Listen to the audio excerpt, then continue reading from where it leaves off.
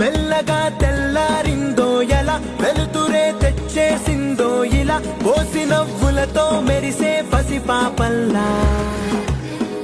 చేదతో బావులలో గలగల చెరువులో బాతుల ఈతల కళ చేదుగా ఉన్న వేపను నమిలే వేళ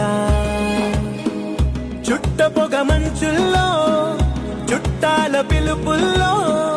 మాటలే కలిపేస్తూ మనసారా మమతల్ని పండించి అందించు హృదయంలో